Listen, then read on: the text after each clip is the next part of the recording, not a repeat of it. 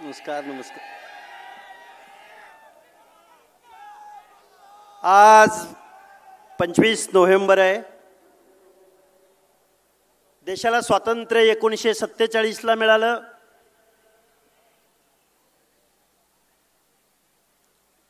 सव्वीस नोव्हेंबर 1950 ला देशाला संविधान मिळालं.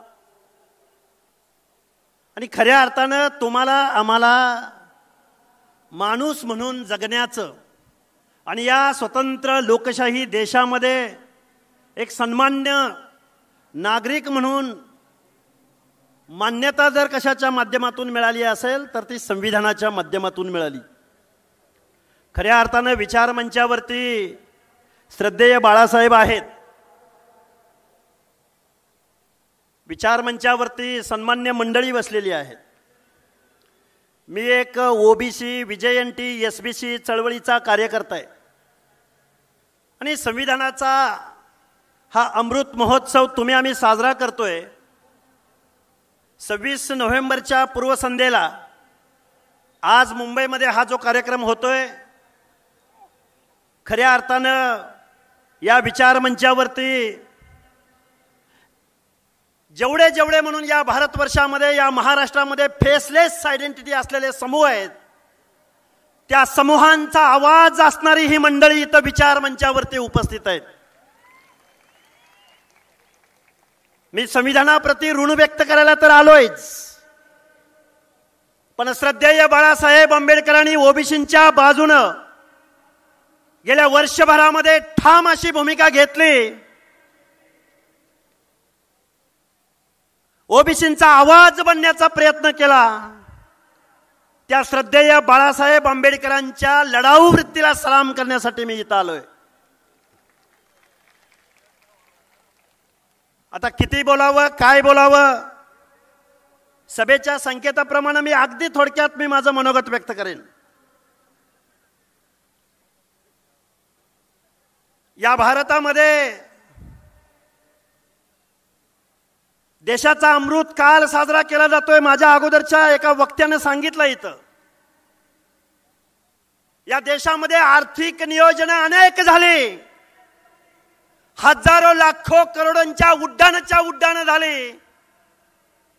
या मुंबईमध्ये वरळी सी लिंक पूर्ण होऊ शकतो, कोस्टल रोड पूर्ण होऊ शकतो, समृद्धी महामार्ग पूर्ण होऊ शकतो. झाला पाहिजे, विकास झाला पाहिजे. विकासाच्या विरोधात बोलायला लागलं तर आम्हालाच परत ट्रोल केलं जाऊ शकतं. आर्थिक नियोजन जरूर झाली पाहिजेत, पण देशाचा संविधानाचा अमृतकाल साजरा होत असताना, अमृत महोत्सव साजरा होत असताना सामाजिक न्यायाचं काय,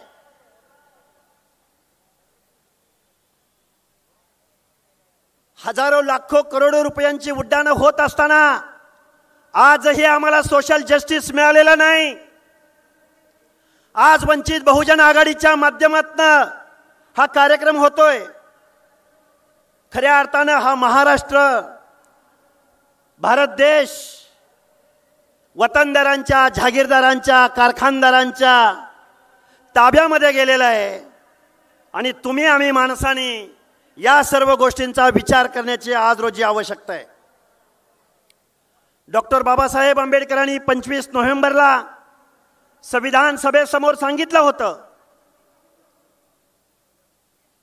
की या संविधानामध्ये, या लोकशाहीमध्ये अनेक वेपन्स तुम्हाला दिलेली आहेत. या वेपन्सचा जर योग्य वापर नाही झाला तर मात्र काही खरं नाही. मी अपीलिंग भाषेमध्ये मी तुमच्या समोर बोलतोय. म्हणून माझी तुम्हाला हात जोडून कळकळीची विनंती आहे.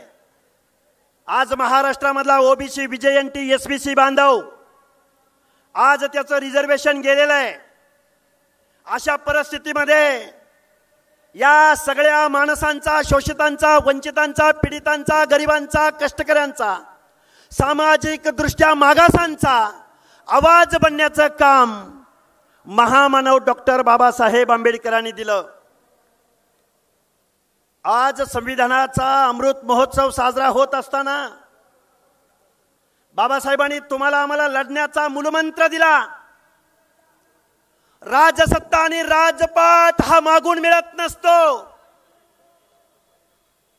मान सन्मान इज्जत अधिकार मागून मिळत नसतात. तर त्यासाठी संघर्ष उभा करावा लागतो, लढाई उभी करावी लागते, आंदोलन उभं करावं लागतं. डॉक्टर बाबासाहेब आंबेडकरांनी तुम्हाला सांगितलं होतं, राज्यकर्ती जमात बना, शासनकर्ती जमात बना. आणि तुम्ही आम्ही काय बनलो? डॉक्टर बाबासाहेब आंबेडकरांनी तुम्हाला मला शिका, संघटित व्हा, संघर्ष करा, राज्यकर्ती जमात व्हा असंच बोलले का डॉक्टर बाबासाहेब आंबेडकर तुम्हाला शासनकर्ती जमात व्हा म्हणून? नाही. कारण या लोकशाहीमध्ये टाटा बिर्ला अंबानीच्या मताला जेवढी किंमत, तेवढीच गाव गाड्यामध्ये काबाड कष्ट करणाऱ्या ऊसतोड मजुराच्या मताला सुद्धा तेवढीच किंमत. एक व्यक्ती एक मत एक मूल्य.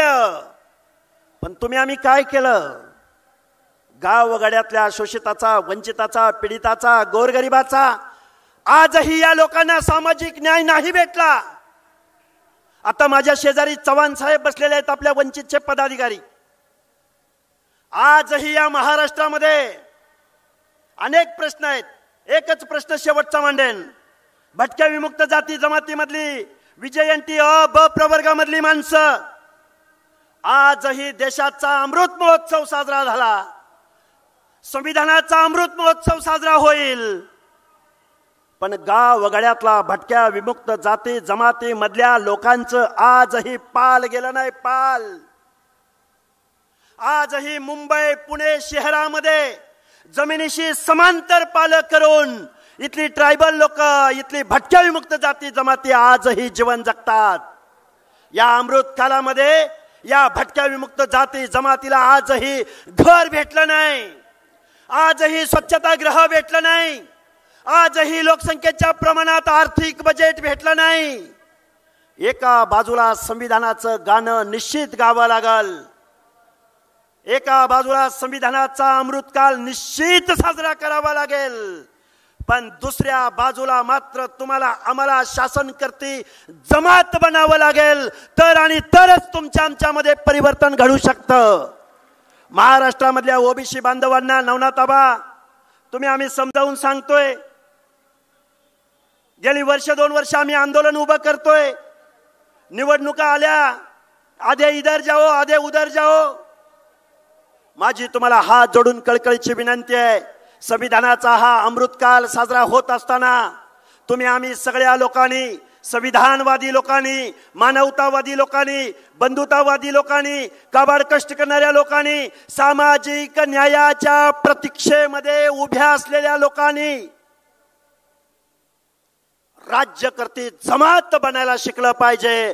तर आणि तरच तुमचं आमचं परिवर्तन शक्य आहे. अदरवाईज दुसऱ्याच्या हातून जर तुम्ही काही मागायला गेला, अरे भीक मागितली तर भीक मिळते. हक्क आणि अधिकाराची लढाई उभी केली तर हक्क आणि अधिकार मिळतात. हा मूलमंत्र लक्षात ठेवा. सभेचा संकेत पाळून खूप काही बोलता येण्यासारखं आहे, खूप काही बोलू शकतो, पण बांधवांनो निश्चित परत आपण बोलू. सभेच्या संकेताला अनुसरून मी माझं मनोगत थांबवतो. धन्यवाद. जय हिंद, जय भीम, जय ज्योती, जय मल्हार, जय भारत. आणि जाता जाता एक घोषणा देतो.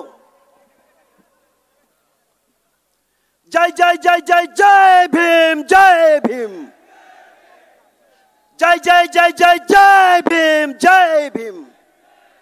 धन्यवाद.